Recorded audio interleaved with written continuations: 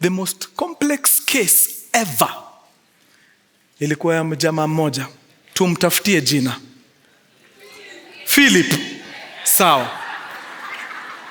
Woi, Philip, God forbid, nimetema mate. Kile nitasema haitakupata. Yeah, amen. Ni jina tu.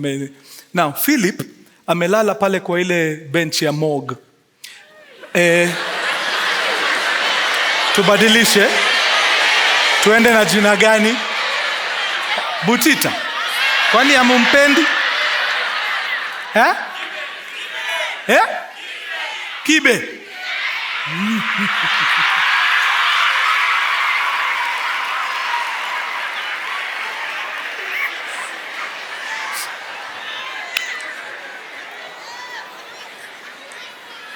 Now, thank you for that. Now, Kibe amelala pale kwa ile nini ya morgue. Nashindo hii kierere, unakufa mapema kwa nini?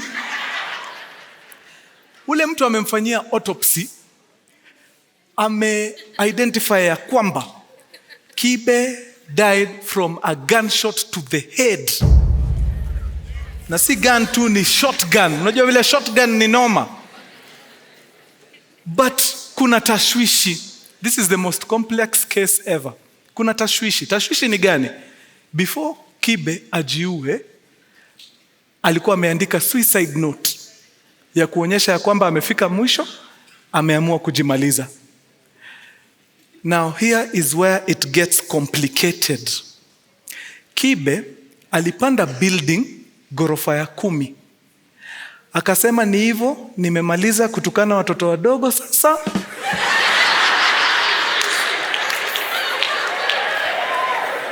It's my turn to go. Na Kibe akajirusha kutoka kwa ghorofa ya 10 in the hopes that atagonga chini mambo yake ishe. Kibe hakujua ghorofa ya 8, si yako ghorofa ya 10? Ghorofa ya 8 kuna safety net ilikuwa imewekwa pale. Hakujua hiyo. Here is where it gets more complicated. As Kibe is coming down from the 10th floor, anapita 9th floor, anakula risasi ya kichwa kutoka kwa shotgun. Anaenda anaanguka kwa ile net ghorofa ya 8. So now, what is this? Imeacha kukua suicide? Now, we are looking at a possible homicide. Sindio? Investigations zina determine ya kwamba the gunshot shot through a window on the 9th floor ilishutiwa na mzee fulani hapo. Tumpatie jina Nganovia. Guy. Nganovia anakuaga na tabia fulani. Anytime akikosana na Milichebi, anaendaga kwa kabineti yake ya shotguns, anachukua shotgun, anatishia nayo Mili. Lakini hiyo shotgun haikuagi loaded. Inakuaga tu ni hii ile tu kutishia. Lakini a witness comes through, anaambia askari ya kwamba Nganovia na Milichebi wako na Asan ambaye hasikizani na Milichebi. Sababu gani? Sababu huyu San ni mtu bure, amekataa kutumia akili, anataka kurithi tu kina Nganovia na hataki kufanya kazi. Sasa huyu San na mama wamekosana sababu mama alimwambia uongo mbaya, siwezi kupatia hii mali yetu, enda tafuta mali yako, don't be lazy.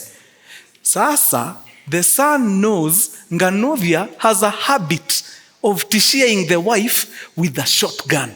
So what does this guy do? Anaenda anaload shotgun pellets ndani in the hopes that Nganovia akifanya ile mambo yake, akishoot, this time there'll be a projectile. Itagonga huyu mama mwenye anamnyima hii mali ya familia. A witness aliona hiyo yote. So akaambia polisi, Jamaa alikuja akaload hiyo shotgun, na tunajua aliload sababu baba yake alikuwa na hii tendency na alikuwa anataka iishe hivi. Here is where it gets more complicated. Turns out the son that is useless, hataki kufanya kazi, anataka kurithi tu pesa ya familia, aserereke huko na watu, ni kibe.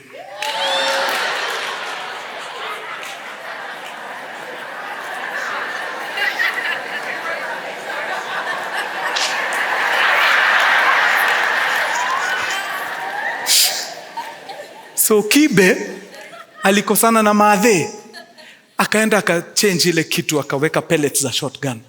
Lakini Nganovia na wife wake hawakukosana for months. Sasa mtoi ameshindaga tu akingoja, maza si dadi afanye ile kitu bana, aweke mama chini. Haiku happen, hawakukosana. So the boy lost hope, akapanda gorofa ya 10 ajiangushe. Hiyo ndio siku Nganovia ameamua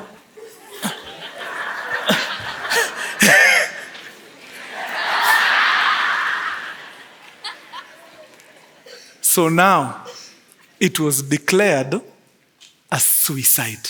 Sababu yeye mwenyewe ndio aliweka hizo risasi kwa ile bunduki, ikamtandika yeye mwenyewe. So that's a suicide. After hiyo excitement yote ya hiyo story, nilikuwa nasikia mazee, yani nimesikia fiti. Nikakutana na footnote hapo chini. It was all fiction. Nilichoka. Turns out ilikuwa ni professor wa law alikama up na hiyo story kufundisha tu his law students the intricacies of law.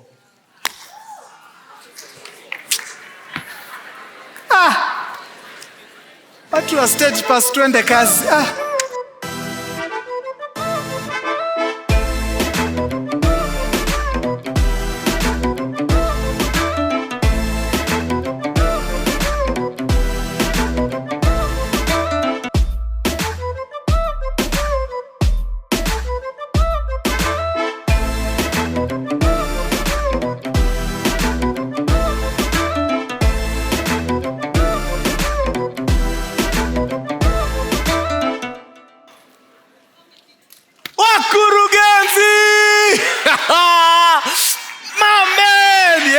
Kazi safi bro, umeiwai. Kulikuwa na kadelay kidogo tu, lakini iko tu sawa man.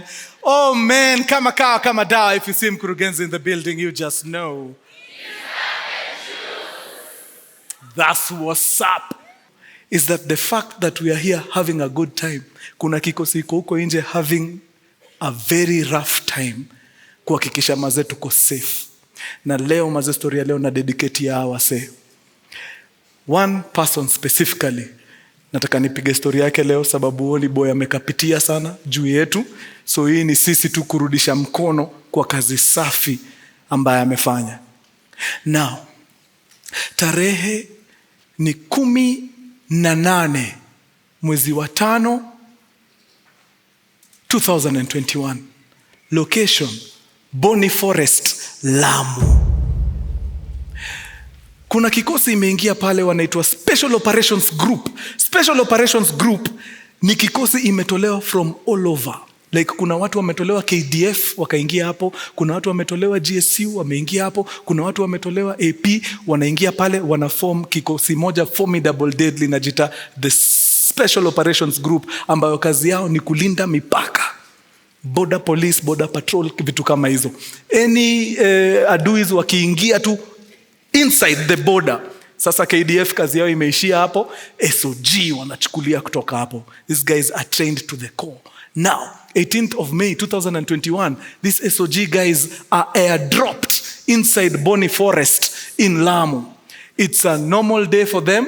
Wamezoea kupiga hizi patrols za huko Boni Forest sababu that is their office. Wameshajua ma-insurgents wanapenda sana kupitia through hiyo forest, wanaingia mainland. So sasa hawa wanapigaga tu mapatrol huko. Wana neutralize hao watu, wana neutralize. Hakuna ujinga pale.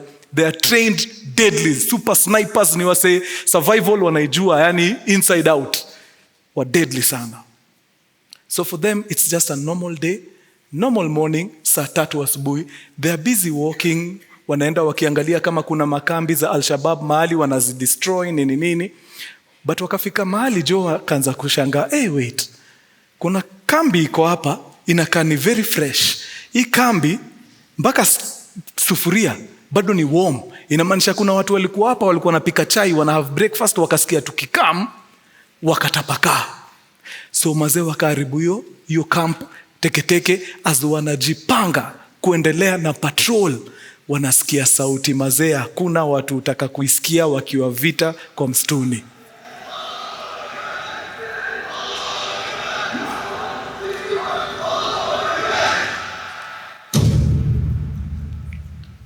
Ukishaingia shughuli kama hizo, usikie kikosi ya watu zaidi ya 100 wanalia takbir, Allahu Akbar, bra. Islam inakuwa ni religion moja very peaceful. Even the way wanasemaga tu hiyo Allahu Akbar kwa mosque, it's musical, like it's soothing. But kuna ingine inatolewa kwa bush huko na insurgents, unaisikiaga mpaka kwa maini. Awase hawajakuja jokes. Within seconds, it was hailfire. Shotgun, machine guns, pistols, AK-47, all around them. Awase wa SOG walikuwa a small number, hawakuwa wengi. I don't even think walikuwa wamefika watu mbao. Lakini wana deal na wase karibu wametokelezea mazee, and they mean serious business. Mazee risasi zilitembea hapo mbaya sana. Kuleni pause. Wacha nipige funda la juice, alafu tupige rewind selector mpaka 16th of November 1989. Yes, 16th of November 1989, location Kakamega. Oh yes, kuna kijana amezaliwa, mtoto mdogo, a bouncing baby boy, amezaliwa na kilo 12.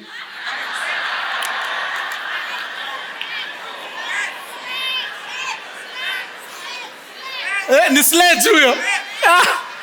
Ozo huyu story yake si classified sana, so hatutaficha jina yake. Wacha tu tumpatie flowers zake. Kweli? Ni birthday yako 16th of November? Sasa basi hiyo 16th mnashare birthday na jamaa anaitwa Ali Shitialo kutoka Western. Nice. Shiti amezaliwa pale, mtoto ako sawa. Very nice. Anaingia pale shule ya msingi, anagonga sawa, anamaliza darasa la 8, anaingia shule ya upili, mahali panaitwa St. Luke's Lumakanda. Pale St. Luke's Lumakanda anaonyesha umahiri wa sport moja. Na hii sport ni gani? Rugby. Mtu anakula sawa, kuna sports tu yenyewe zinamkaa.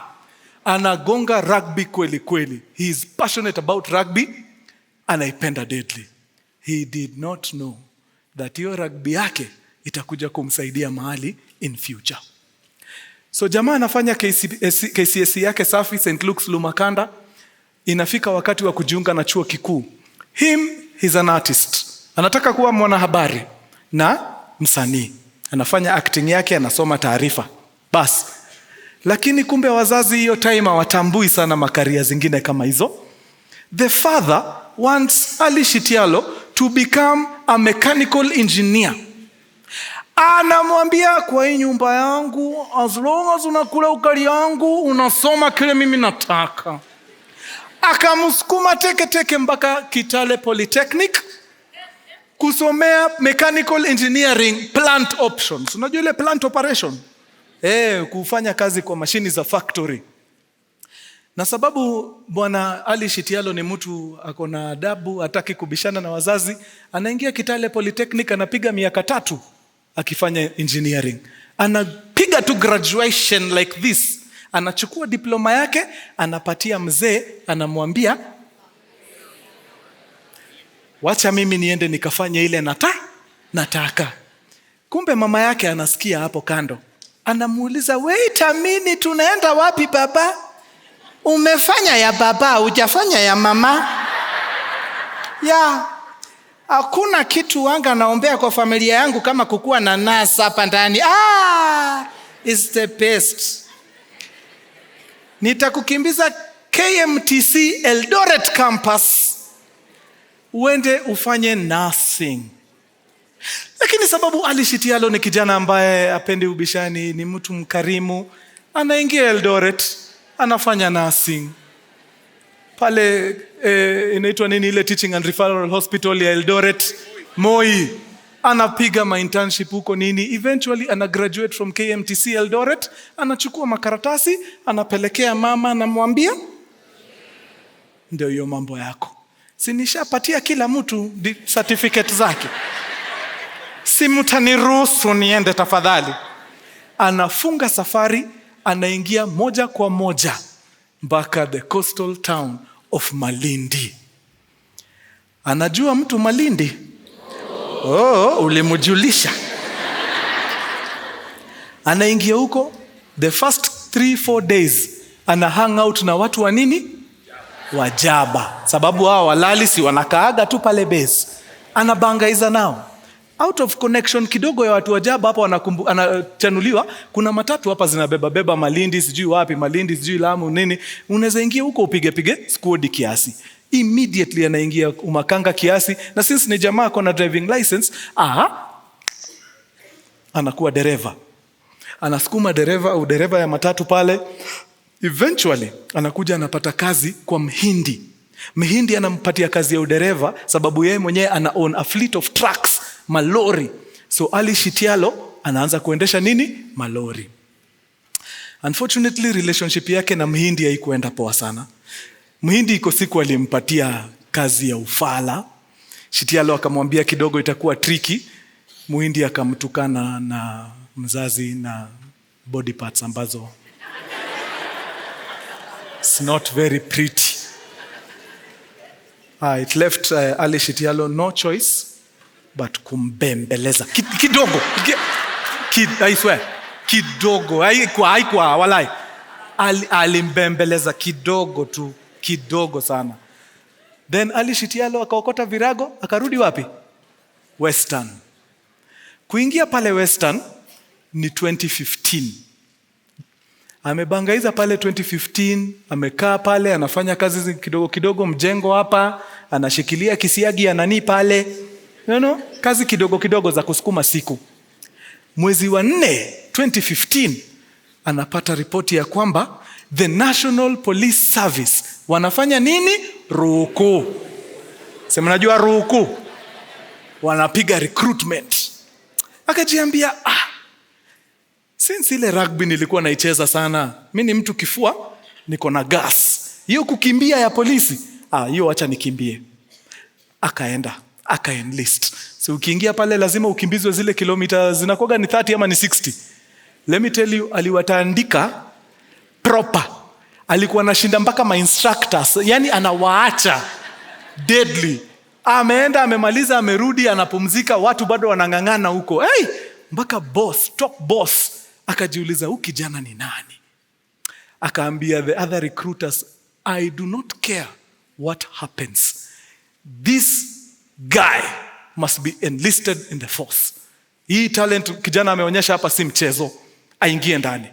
Na hiyo time maze kuingia polisi, unajua kulikuwa na lot of corruption, especially kama ujui mtu, kuingia ni tricky sana. But since maze alikuwa outstanding, mdosi akamnotice, Ali Shitialo aliingia swish. Teke. By the way, mkiingia recruitment ya polisi, mnaulizagwa. So you know there are 3 branches kwa National Police Service. Kuna GSU, kuna AP, the boys in blue wanaitwa aje? Kenya Police. Wale wa kesi na nini. Bas. So ule mdosi mwenye aliona kijana akasema huyu kijana ako na talent, msijaribu kumwacha, alikuwa ni mdosi wa AP. So vile watu wanaulizwa, haya wangapi wanataka kwenda GSU? mnajipeleka hii side ingine. Yeye alisikiza mdosi wangu mwenye amenipenda ni wa wapi? Ni wa AP, nataka kwenda huko. Wangapi wanataka kwenda AP? Ali Shitialo akaingia mix. Very nice. Straight. AP wanapelekagwa shule mahali panaitwa Embakasi Campus A. Iko hapo Utawala. Akaingia training yake mufti ya miezi 9. Inakuwa 9-month training, eh? Akamaliza hiyo training na akapostiwa wapi? Bungoma. Pale Bungoma akashikilia deadly until 2017. 2017 akasikia kuna kitu inaitwa defensive tactical driving. Hii ni ile mazee tukiwa na wewe kwa gari mazee na ngori happen na kutoa. Ni mastunt tu, yani na kutoa. So akasikia hii kitu inaweza. Hii inaweza. Na ni mtu pia alikuwa anapenda magari nini, akasema wacha niende ni enlist huko. So akaenda training, shule yao iko Kitui. Wanafundishaga tu defensive tactical driving. Unaimagine kusoma driving tupu for 4 months. Hakuna kitu kingine mnadu. Ni hii kitu tu, hii kitu. But na we ukitoka hapo, hakuna mali huwezi toa gari. So akaingia Kitui 4 months, akamaliza. They loved him so much, hawakumwachilia. Walimwambia in fact, maintain hapa. We might get work for you, weka hapa. So he ended up maintaining for another 3 years until 2020. 2020 something happens. Akiwa tu pale Kitui, defensive tactical driving, anapata ripoti. There is a special organization ya police. Wanafanya nini? Wanarecruitiwa. And this special organization ni ile inaitwa nini? SOG. Special by the operation. Special Operations Group. Akajiita meeting, akajiambia manze, will it hurt kujaribu kuingia hiyo SOG? Si ni kujiamini tu. Twende. So now, hiyo kitu auendagi tu. Si hoteli, ati unaingiaga tu unasema, nimekuja kujaribu SOG. Lazima watu wakuwa wamekuona kazi yako, then wanaandika mabarua. Wanasema ni aje, Edi Butita ni mdeadly kitu. Hii ni barua kutoka kwetu. Please, akuje huko, mumfanyie hiyo training ya miezi 4, aingie SOG. You must be recommended by someone. Kuna mtu amerecommend Ali Shitialo? Mulimrecommend. Ali Shitialo anapatiwa responsibility ya kutransport the people who have been recommended from his camp in Kitui mpaka mahali hiyo exercise ilikuwa ina happen. Ali Shitialo anawaingiza kwa lori vizuri, anachukua kifunguo, anaingia pale, anawasha lori, anaenda nao mpaka wapi? Recruitment center ya SOG. Anapack lori pale, anatoka na kifunguo, anapatia one of the instructors, anamwambia niaje, bangaiza na hiki, naingia training na wase. Anaulizwa barua iko wapi? Unaniuliza juu ya barua we? Unataka nipigie mkubwa? Hapana, usimpigie, ingia. Na hivyo ndio kijana aliingia SOG training.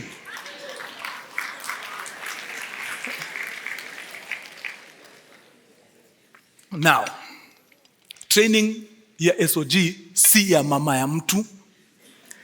Wase walikutana hapo kwa hiyo recruitment ya SOG walikuwa more than 500. Only 50 people made it kuingia training. 450 walirudi home.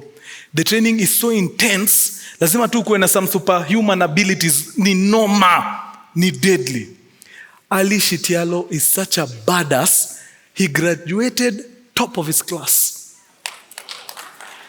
Actually, ilikuwa yeye na jamaa fulani. May God rest his soul. Huyo jamaa, unfortunately, he was killed in action. Akapoteza maisha. But Ali ni mdeadly your design. Now, immediately after the training ya miezi 4, Ali Shitialo and 49 others wakajoin kikosi. First stop ilikuwa Boni Forest, Lamu. That's where they were taken end of 2020 kuingia 2021. Kila kitu ilikuwa sawa. Business as usual. Wanapiga patrol zao fiti. Hakuna mtu anasumbua. Wale waseni wa deadly. Watu wakiona tu SOG hivi, they scatter. Wanaenda deadly. Until 18th of May 2021.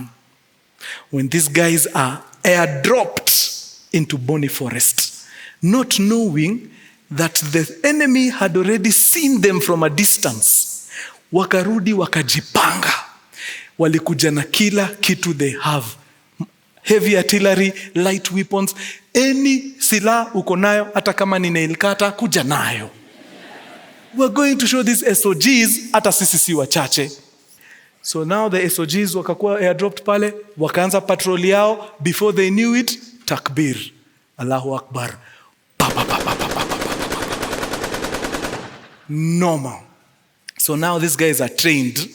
Wanajua mazee, resources zikiwa kidogo, lazima ujue kuzitumia. So hakuna risasi inapigwa kama haifanyi kitu. Ukisikia tu risasi ya SOG imetoka, hesabu, kuna mtu wako chini pale. Hiyo ni standard. They are trained. Na walishasikia hiyo sauti wakajua, hapa mazee we are dealing with more than 100 people. We are kidogo. Lazima tucheze vile tunaweza. So mazee walikuwa wanajaribu sana, but walikuwa kuangusha. Like the enemy felt it. Alisikia, yes, enyewe we have been SOG'd. Ni noma wase. But there's only so much you can do with the little artillery uko nayo. Juu kama mko waseles, inamaanisha you have been outmanned and outgunned. So it was just a matter of time until Ali Shitialo akasikia the dreaded sound. Hakuna sound mbaya kwa battlefield kama hiyo ngori. So now run out. Immediately maze ameweka tu gun kwa shoulder hivi atafute sasa the next course of action. Apart from gun, akona kitu fulani hapa ni launcher. Ina launch maze grenade hatari. Hii kitu maze ni hii enemy akiipata kuisha. So hii kitu pia ameisecure hapa.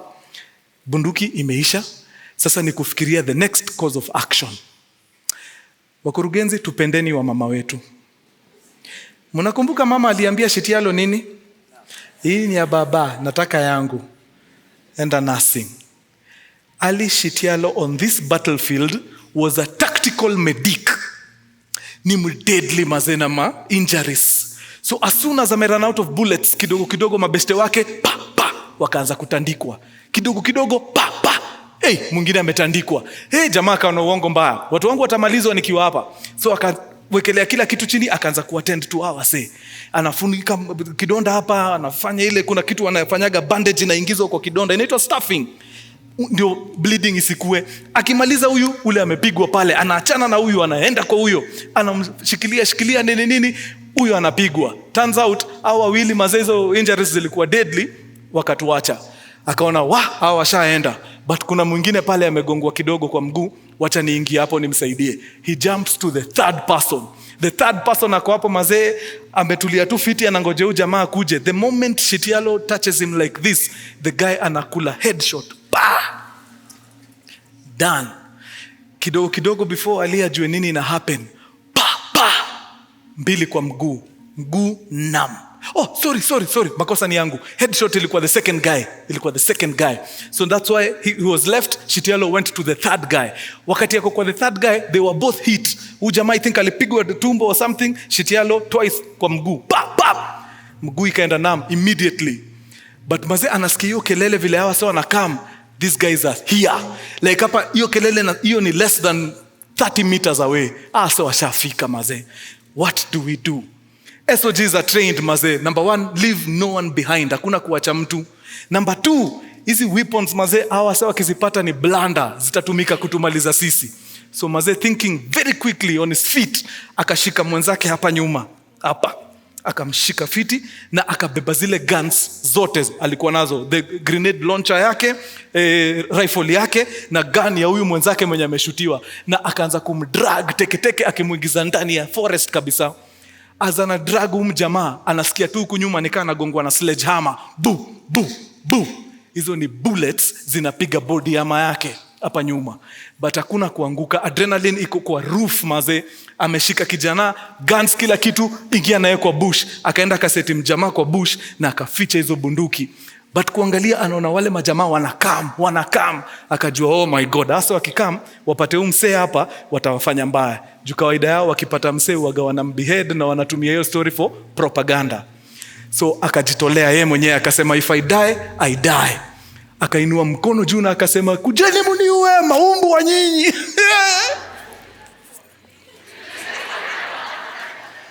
So mazee anaenda akiwatukana as anahepa, but ni mjanja, anataka kudraw attention yao kwake, ndio wale wasee wasiende wapi?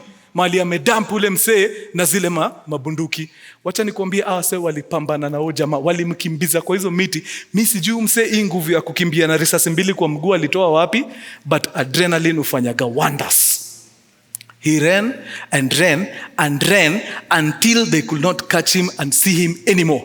Wakainua mkono wakasema, "Woi, wachana huyo mluya. Huyo wachana, it's done. It's done." So the Al-Shabaab retaliate na wanarudi kwa kambi yao. Walikuwa wameangusha watu wa SOG kadhaa. Unfortunately 2-3 walishikwa, they were beheaded. It was a crazy sight. Na wakarudi kwa kambi.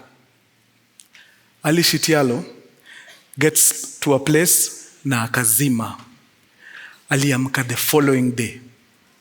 Now, the following day Ali Shitialo anakam kuingia kwa ngori zingine tofauti. Now ako kwa forest. These guys were always airdropped ndani ya soko. So hana hiyo sense of direction. Ajui wapi ndio wapi. Juu umekuwa tu airdropiwa. But since training yao pia si fogodhare, akajiambia now, if this sun is rising from the east, inamaanisha huko ndio ocean iko. So huko not very safe. Nikienda west mali na set, huko ni mainland, huko ni inland. Si huko ndio safe. Sababu west, si unaenda western, na si western ni kwetu. Si wacha nianze safari. Let's walk. Wacha tuanze kufuata hii west, tuende sana. So the guy starts walking. Akitembea kidogo, anagundua mazee wild animals zishasikia harufu ya nini? Damu.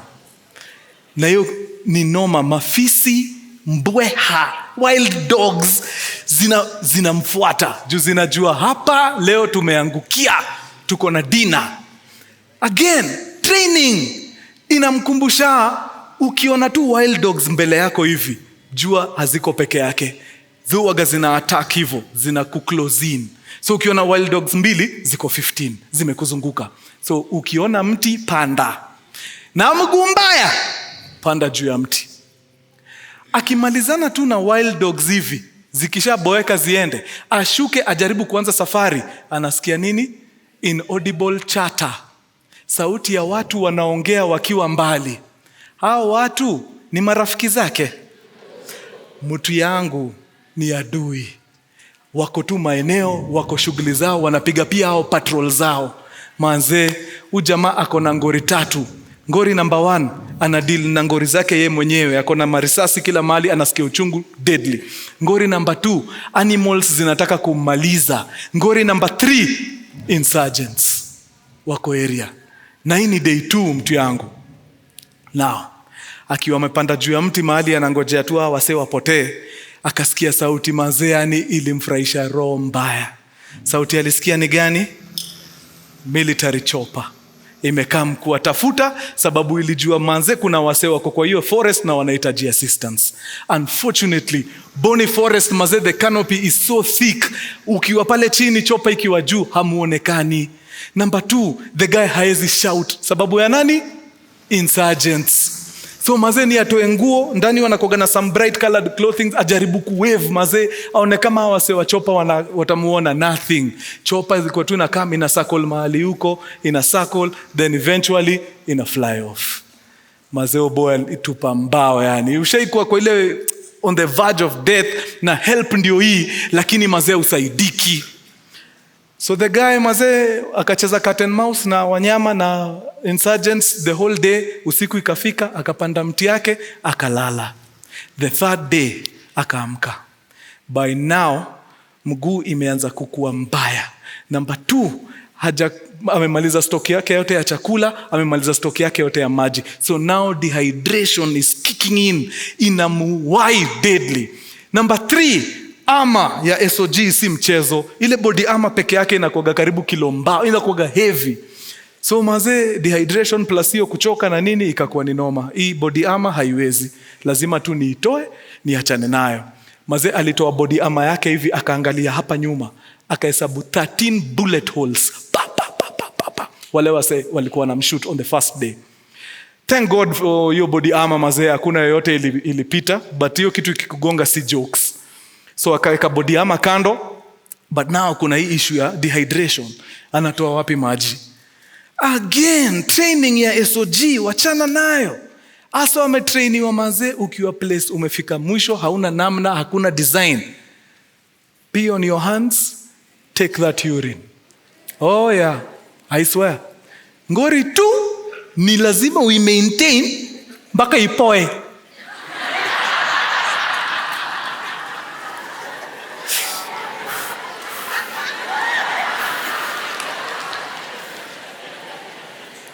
Mpaka ipoe. But the moment imeshapoa tu vizuri, upige tu kama sip 2 ama 3, unasikiaga ni kama mse amekula na akakunywa maji. Unasikiaga uko sawa. Yep. SOG training. So this guy alikuwa na kojolea container. Sababu hiyo ndio lunch na kila kitu. Kojolea container, ikichacha sana anapiga. Ikichacha sana anapiga.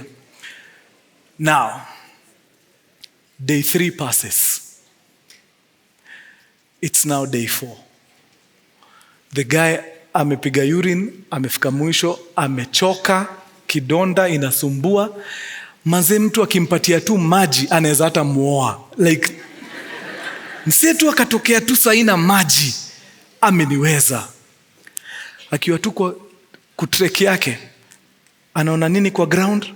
Footprints. Hizi footprints ni za hippo. Hippo inaweza kaa mahali hakuna maji. Lazima kuna water source karibu. The guy follows those footprints deadly. Actually, aliona footprints day 3. But by the time anafika hizi footprints mahali zinaenda kwa water source, ilikuwa now day 4 at 9 a.m. in the morning. Maze maji, noma. Alikunywa maji mtu yangu. Alikunywa maji, akaingia ndani ya hiyo water body na nguo zake zote ndio zisoak. Ndio hata ikichacha unaweza nyonya shati. Hakuna maji tunawacha.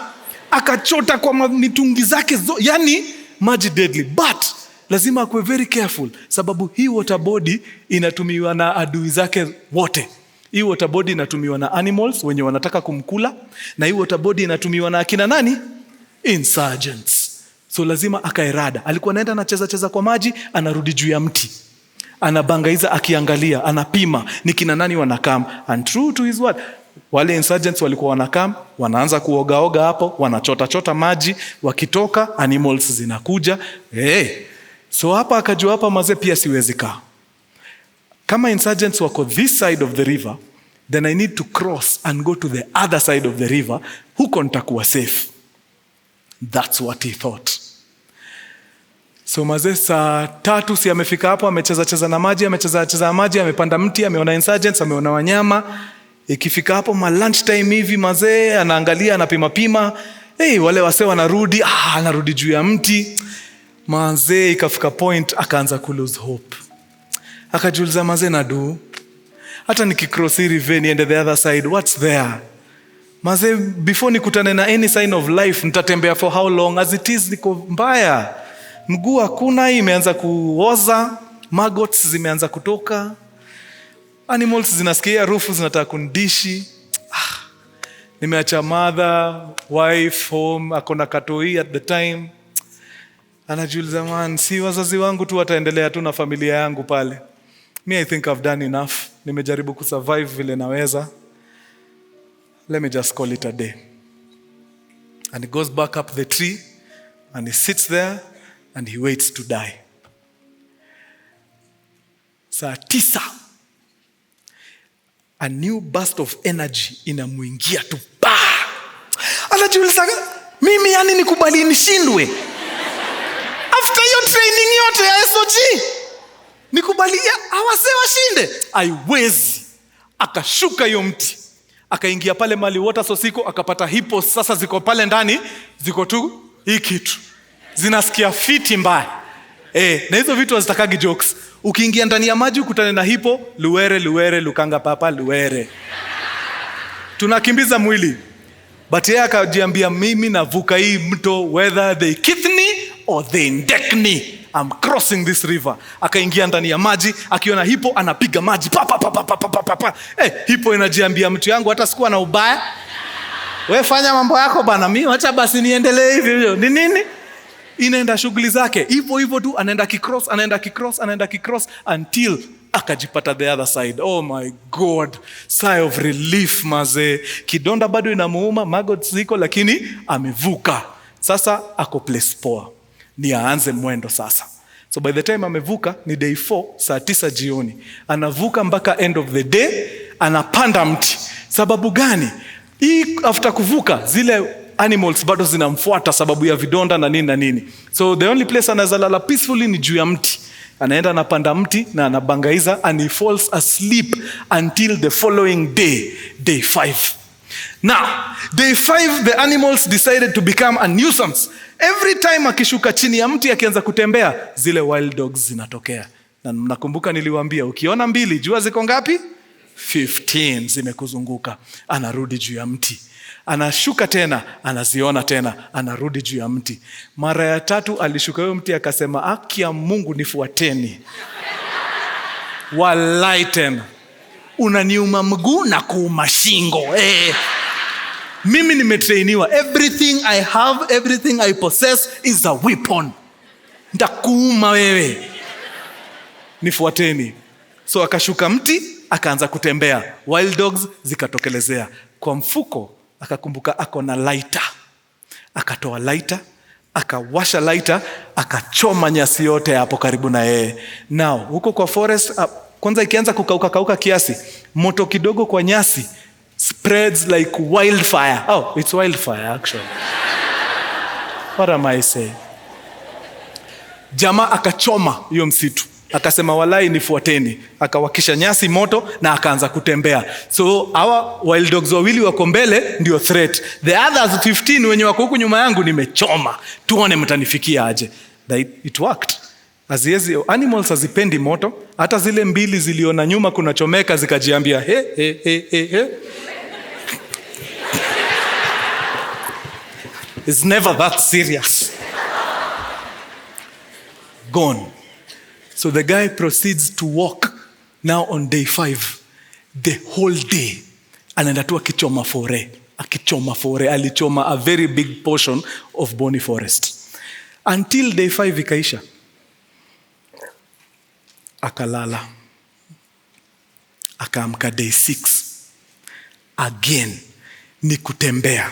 But now unfortunately for him, day 6 ilipata ile supply alikuwa amebeba ya maji. Mnaikumbuka hiyo? Imeisha. Hata hii imeshapigwa na jua, imeevaporate yote. Hana maji. So now ni dehydration, ngori. Day 6 ilikuwa so difficult for him. But so jinsi walimwambia mambo ya susu. Alikuwa anapiga tu magoti mahali. Anagonga kamambo. Na anaendelea. He proceeded to walk the entire day 6. Akafika mahali, akaona mti safi, akapanda na akalala. Somehow mazee sleep kwa juu ya mti mazee alikuwa anapata usingizi zingine tamu sana. Alikuwa anajipata mazee analala safi kabisa hapo juu ya mti. Now tumeingia day 7. On day 7 he startled at around 5 in the morning. Kwa nini ameshtuka? Amesikia sauti. Anashindwa mazee, na vile nimetembea hivi vyote, walai kuna wase bado wako hizi area. Kidogo hiyo sauti inakuja. Ni wase wanatembea. By the time ana discover 4 insurgents wako na AK wamezianika hapa. Wako malap huko. Wanatembea. One of those insurgents looks at the grass. Akaambia wenzake wadau nini mbaya? Kuna msee hapa. Mbona? Hakuna wase wetu walipiga patrol hapa jana. Mbona mimi naona vitu zinakaa footprints hapa? Kuna wase. So wase mazee na kanikawa walikuwa na haraka fulani. Wanamwambia hakuna watu bana. wewe si tuendelee na ile mradi tulikuwa tunaenda kupiga, mbona? Anaambia like our say, hii kitu ilikuwa such a big deal, they almost fought. Umse akiinsist, there is someone here, I am sure that someone ako wapi? Above them. Anawaona hivi, ako hapa. Do you know hiyo kitu ilikuwa ngori? Mpaka this guy akaambia wase wengine watatu, nyiendeni, stoki hapa. Naka hapa, mpaka umse nimpate. I know there is someone here. And those 3 guys left him. Wakaenda. Jamaa alibangaiza hapo mpaka jua ikawaka. Saa 1, saa 2. Ndio akajiambia, ama niko jaba. I think akukuwa na mse. Ni sawa. Wacha nifuate wase wangu. And he left. Umse tu ako pale juu anajiambia, kitu ikidanganya hii ghasia, atafurahia. So jamaa akatoka, akaishia. The guy ana breathe a sigh of relief.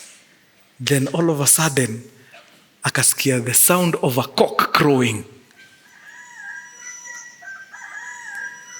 But ilikuwa mara moja. Hii si ile ya Peter nini? Ile ya Jesus ndio ile nini?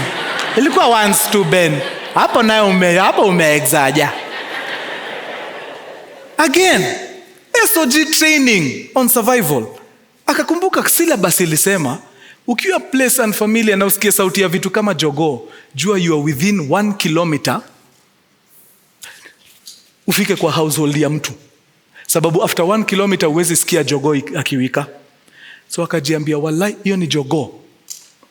Inamaanisha kuna homestead or something iko pale. Kama si homestead, hiyo ni kambi ya insurgents. Na since nimechoka kushinda nikijificha, nimechoka kuishi hivi juu ya miti, I swear I am walking to that camp. Ule wa kwanza nitapata hapo kwa gate, nauma shingo, nachukua bunduki, wale wa ndani watafurahia. Because once you put a weapon on an SOG, that's it. Ni kuvuruga. So the guy anashuka kwa mti and he starts walking towards ile mahali amesikia hiyo sauti ya jogoo. And he walks and he walks and he walks until he sees a camp. Manze aliona hiyo camp. Sasa mpaka energy mpya ikakuja. Sasa anaongeza pace akikam. Anaongeza pace akikam. The guy had no idea that this camp he was seeing was not the enemy's camp. Ilikuwa ni camp ya KDF ndani ya manze. So now KDF pia camp zao si za kuchezewa. Those guys have sophisticated equipment. Like they were able to pick him up through equipment wakiwa tu ndani ya camp. Msetu aliangalia tu kwa screens akasema, we have company. Nini na happen? Kuna mtu, tuna pick up two movements, there's someone coming. So kila mtu akajihami sababu Al-Shabaab wanakoga na hiyo tabia ya kwenda kuscout hizo camp za KDF sana. So wakatoka na manini zake, wakatoka nje mazee ready kumaliza mtu. I think at some point walifire zile warning shots, pa. But jamaa mazee anakaa mtu. Ndio mazee wakiangalia wanaona that uniform looks very familiar. Ndio maana wakapiga nduru, mazee Ali! Mazee picha ya Ali ilikuwa imetembea kila mahali. Camp zote za KDF walikuwa wameambiwa, kuna msee wetu amepotea kwa kichaka, mkimuona tu eni wako camp, mazee mchukueni, ako vibaya. He's injured, ako vizi. So vile wali ascertain yeye mazee, oh my God, the excitement.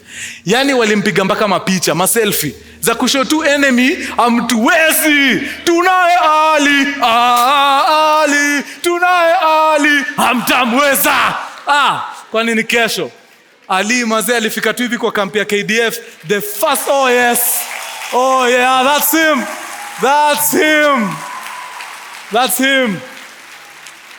That's him in his tactical gear. Mazee alifika kwa kampi ya KDF, the very first KDF guy kumshika hivi. Hapo ndio Ali faint, akazima for days. I think alikuwa anafungua macho after siku 3 hivi. So the KDF guy wakaenda wakampiga first aid ngori. They called for medivac, medical evacuation. Chopa ikakam teke. Wakachukua Ali, wakampeleka I think Mpesa ama Nairobi hospital. Wakaenda wakamuongeza damu, wakamuongeza maji. And after a couple of days, he made a full recovery, man. Oh yeah. Oh yeah. Oh yeah. Manze is a bravery of the highest order. Like this thing was such a big deal. President Uhuru at the time awarded him the SS Silver Star for bravery. Hey, manze. There he is. Yup. In Jamhuri Day, manze. Sijui kama hii clip iko na audio, Ben? Ndio huyo.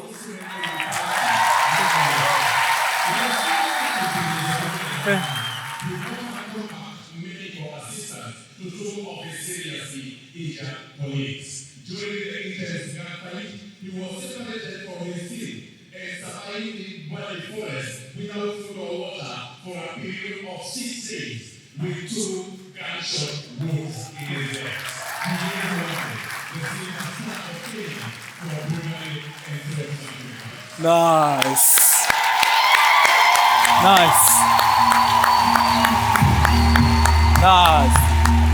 Yeah.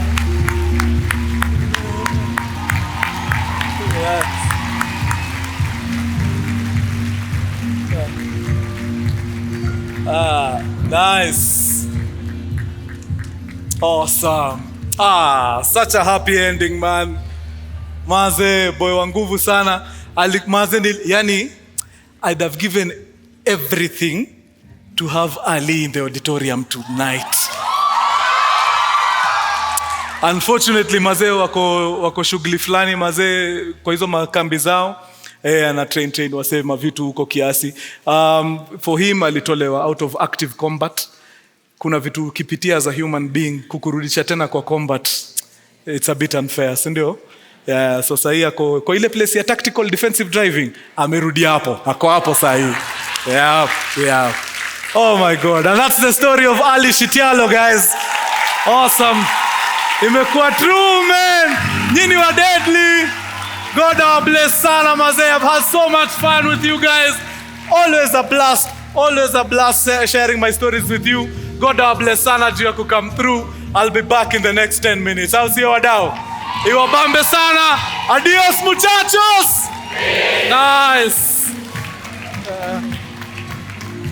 Ladies and gentlemen, I think tusimame tumpigie makofi tafadhali.